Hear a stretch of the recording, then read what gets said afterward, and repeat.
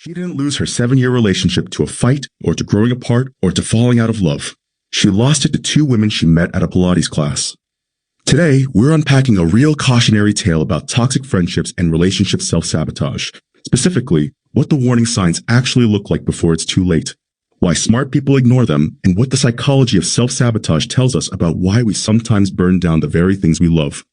By the end of this episode, you'll be able to recognize the difference between a friend who supports you and one who needs you to fail. I've got someone here who has been deep in this topic, and I want to start with a question that I think a lot of people are afraid to ask. Can a friendship actually be the thing that destroys your relationship? Not just can it does. And the terrifying part is that it rarely looks dangerous at first. It looks like fun. It looks like exactly what you were missing. Okay, so let's set the scene, because the story we're working from today is one of those accounts that just stays with you. Walk us through it. So this is a first-person account from a woman who chose to stay anonymous, and honestly, I respect that. She describes herself as a homebody, stable, grounded, in a 7-year relationship with a man named Robert. They didn't live together, but she says it worked. It kept things fresh while keeping the commitment solid. 7 years is a long time. That's not a situationship, that's a life. Exactly. And she was happy, but she noticed something. She didn't have female friendships. No circle of girlfriends, no one to grab coffee with. So she made what seemed like a completely reasonable decision. She signed up for daytime Pilates classes. Which is such a normal, healthy thing to do. Completely. And within a couple of weeks, she met 2 women, Raquel and Linda. She describes them as outgoing, charismatic, loud, full of energy. They made her laugh. They pulled her into their orbit almost immediately. And that's the thing, right? Toxic people don't introduce themselves as toxic. They show up as exactly what you were looking for. That's the whole mechanism. She was lonely for female connection, and they were magnetic. So of course she leaned in. They started doing Pilates together 3 times a week. And here's where the first subtle shift happens. She started cutting back on her gym workouts with Robert. 5 days a week became 2. Which, on its own, doesn't sound alarming. Right, and Robert actually encouraged it. He told her he was glad she was making friends and finding community outside of their bubble. He was being supportive, which makes what comes next even harder to sit with. So what comes next? After a few months, Raquel and Linda invite her out for a girls' night. She tells Robert on Friday, he's completely fine with it, suggests they meet for breakfast Sunday morning at 9. She goes out Saturday night, dressed up, excited, and the moment they walk into the club, the whole tone shifts. How so? She describes it as immediately obvious. Raquel and Linda weren't there to catch up or laugh over drinks. They were, in her words, on the prowl. Within an hour, one of them would disappear into the crowd with a stranger, come back, and then the other would do the same. She sat in the booth, nursing her drink, completely out of her element. And she stayed. She stayed. They walked out at 3 a.m. And as they're heading to the cars, Raquel turns to her and says, and this line is chilling, "We didn't see you meet anyone tonight. What's up with that?" She reminds them she has a boyfriend, and they both laugh, and Linda says, "Honey, our motto is simple. What happens with girlfriends stays with girlfriends." That's not a motto. That's a recruitment pitch. That is exactly what it is. And she drives home with her head spinning, feeling, in her own words, dirty just from being around it. She gets home at 4 a.m., falls asleep, and wakes up well past noon to 20 missed calls and 20 text messages from Robert. 20. That's not just worried. That's a man who thought something happened to her. Completely. And when she calls him back, his voice isn't aggressive. She says it was hurt, confused, and worried. He asks what happened to their breakfast. She starts apologizing, says she wasn't feeling well, and then he asks what time she got home. And that's the moment. The first lie. The first lie in 7 years. She tells him she didn't take her car, that Linda drove, that she was stuck waiting. All of it false. She drove herself. She could have left at 10 if she wanted to. And she knows this. She even asks herself in the account, why did I do it? She had known these women for a few months, yet she was already protecting their secret lifestyle and sacrificing the trust of the man who had loved her for nearly a decade. That question she asks herself, why did I do it? I think that's the question that unlocks everything. Because it wasn't loyalty to Raquel and Linda. She barely knew them. And that's where the psychology of self-sabotage becomes really important to understand. Because what she did in that moment wasn't really about protecting them. It was about protecting herself from the discomfort of accountability. Research on relationship self-sabotage, including a study published in the Journal of Relationships Research by psychologists at the University of Southern Queensland, describes self-sabotage as creating a handicap or hardship for yourself within a relationship that would otherwise not exist outside of your own mind. So it's not external, it's something you're doing to yourself. Exactly. And the researchers found that self-sabotage in relationships tends to cluster around three things: defensiveness, difficulty trusting others, and poor interpersonal relationship skills. They actually developed something called the Relationship Sabotage Scale, 12 questions that measure how much someone is undermining their own relationship. Wait, there's an actual scale for this? There is. And what's striking is that the research, based on over 1,300 participants, found that people who self-sabotage in one relationship tend to repeat the pattern in future relationships. It's not a one-time mistake, it's a groove that gets worn deeper every time you run the same track. That's kind of terrifying. Because in this story, she's not someone who had a history of being reckless. She was stable for 7 years. Right. And that's what makes toxic friendships so specifically dangerous. They can activate self-sabotage in people who wouldn't otherwise go there on their own. Because what Raquel and Linda were doing, whether consciously or not, was a slow, sustained campaign to reframe her values. Say more about that. Because she describes it in the account, they kept dropping comments, painting commitment as a cage.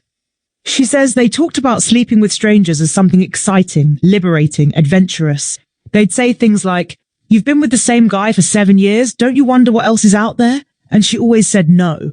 But she also says, and this is the line that really lands, the constant repetition of a lie eventually makes it sound like truth if you listen to it long enough. That's not just a personal observation, that's actually how influence works. Completely. And the research on toxic friendships backs this up. A study published in the Journal of Interpersonal Violence found that friendship victimization, which includes controlling behaviors and relational manipulation, was uniquely associated with greater depressive symptoms, even after accounting for other types of victimization. The people around you shape your psychological baseline. So it's not just that bad friends make you feel bad in the moment. They actually change how you see yourself and your life. That's exactly it. And you can watch it happen in real time in this story. After the first lie, Robert absorbs it because he trusts her. But she says something shifted inside her. The line had been crossed, and once a boundary is blurred, it becomes very easy to push it further. And she does push it further. She stops going to the gym with Robert entirely. She's still seeing Raquel and Linda, going out once a month, telling herself that setting a midnight curfew makes it acceptable. But Robert can feel the distance. He tells her it doesn't feel like them anymore. And instead of hearing that as the alarm bell it is, she starts using the language Raquel and Linda have been feeding her. What does she say to him? He stands in her living room and says, "You're acting like you're single. You're living a completely different life when you're with them." And instead of comforting him, she turns cold and says, and I'm quoting directly, "If that's how you feel, and you're so insecure, and if I'm such a bad girlfriend, then why don't you just let me go?" She knew he wouldn't leave. She admits it. She says she was testing him, manipulating him, and when she saw he was fighting to keep them together despite her coldness, she pushed further. She gave him an ultimatum: "You can have Friday night or Saturday night, but one of those nights I'm going out with my girlfriends. Take it or leave it." And he took it. Because he loved her. She describes it as almost a full year of slow, deliberate emotional torturing of a good man. Those are her words. And I think that level of self-awareness in hindsight is actually one of the most painful parts of the account. Because she could see it clearly after, but not during. Which is exactly how self-sabotage operates. The research describes it as unconscious behaviors that damage a connection you actually want. You deeply want the relationship to work, but a part of your mind is convinced it will end badly. So to protect yourself from that predicted pain, you unconsciously bring about the very ending you fear. That's such a brutal paradox. You destroy the thing you're trying to protect yourself from losing. And the research points to a few root causes: fear of abandonment, low self-worth, past trauma, insecure attachment styles. It's not a character flaw, it's a defense mechanism that's misfiring. But here's the thing. The research also says that if left unaddressed, these patterns repeat across multiple relationships over time. So the relationship ends, but the pattern doesn't. Not without real work. And in this story, the pattern reaches its breaking point on a Saturday night at a bar downtown. The music is loud, the alcohol is flowing, Raquel and Linda are doing what they always do. And a guy comes up to their table, charismatic, persistent, attentive. and she crosses the line. She cheats on Robert. And what happens in that moment after?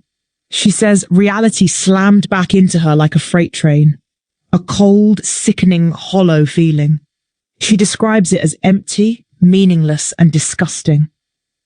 She runs back to Raquel and Linda trembling, tears building, expecting panic or regret or some kind of advice.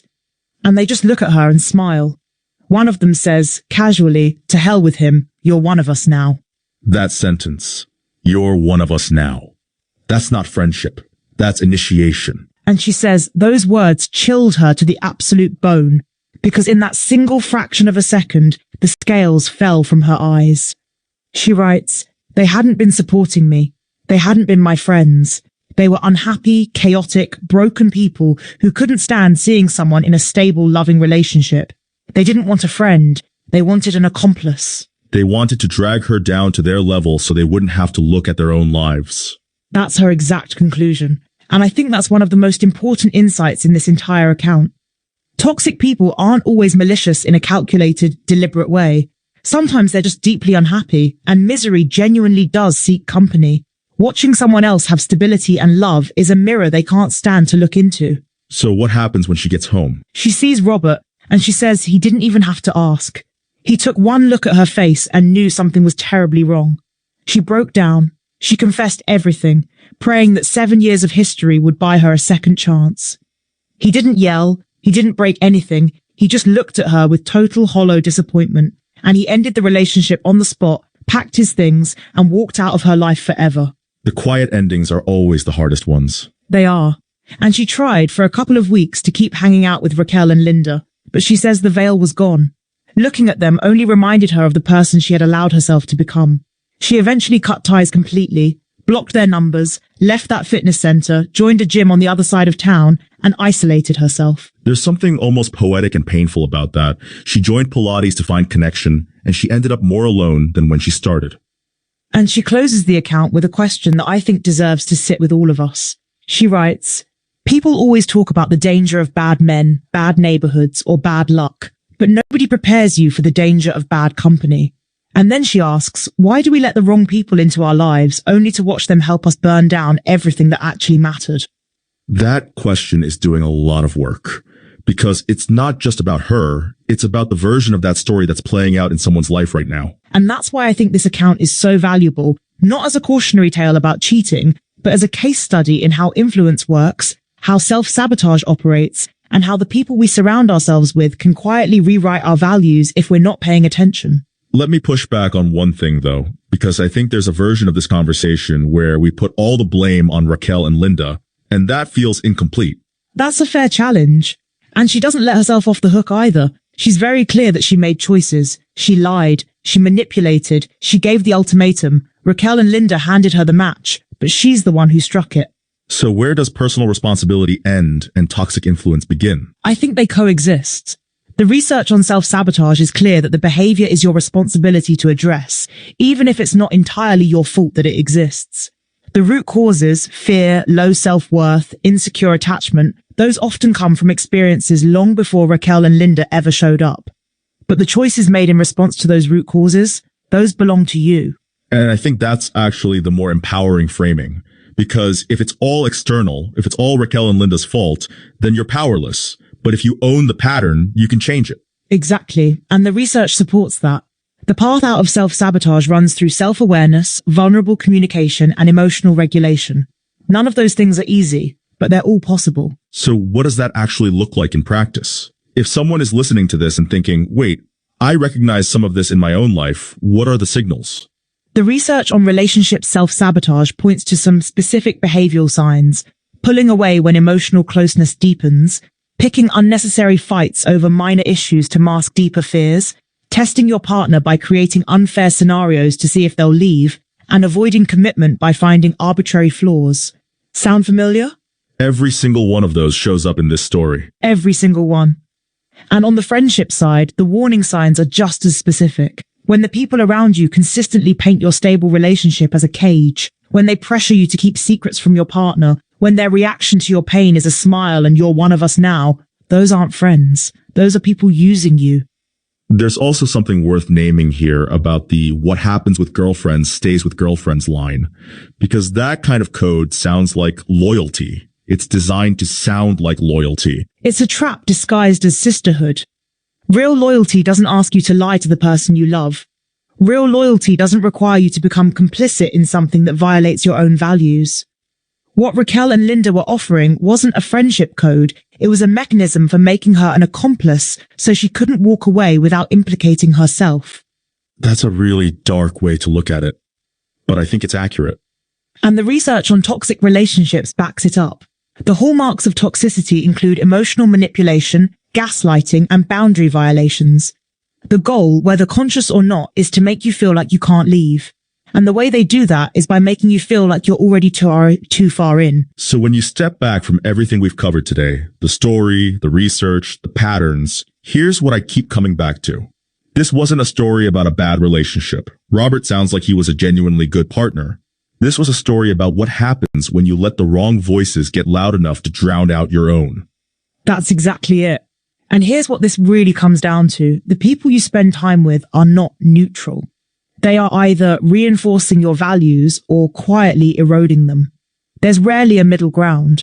And the erosion is almost always gradual. It's not a single dramatic moment. It's 100 small ones. A comment here, a night out there, a lie that feels small until it isn't. And by the time you see it clearly, you're already standing in the wreckage. Which is why the most important thing you can do is ask the question before you're in the wreckage. Not are my friends fun, but do my friends make me more of who I actually want to be or less? That's the real test. And if the answer is less, if the people around you are consistently pulling you away from your values, your commitments, the relationships that actually matter, that's not a friendship. That's a slow emergency. A slow emergency. I love that framing because it captures exactly why people miss it. It doesn't feel urgent until it's already a crisis. She ended the account asking why we let the wrong people into our lives only to watch them help us burn down everything that actually mattered. And I think the honest answer is because they don't look like the wrong people at first. They look like exactly what we needed. And that's the cautionary part of the tale. Not that bad people exist, we all know that, but that bad people can look like the answer to a loneliness you've been carrying quietly for years. That's what makes it so hard to see coming. So here's what I want to leave you with. She said, nobody prepares you for the danger of bad company.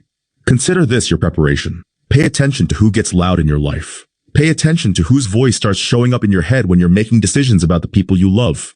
And ask yourself, is that voice pushing you toward who you want to be or away from it? And if you recognize the pattern in yourself, in a friendship, in a relationship, the research is clear that awareness is the first step. You can't change what you can't see, but once you see it, you have a choice. And that choice is yours, not theirs. She joined a Pilates class looking for connection and ended up more alone than she'd ever been. The danger wasn't in the club or the alcohol or even the guy at the bar. It was in the company she kept on the way there. Don't let the wrong people hold the match near the life you've built.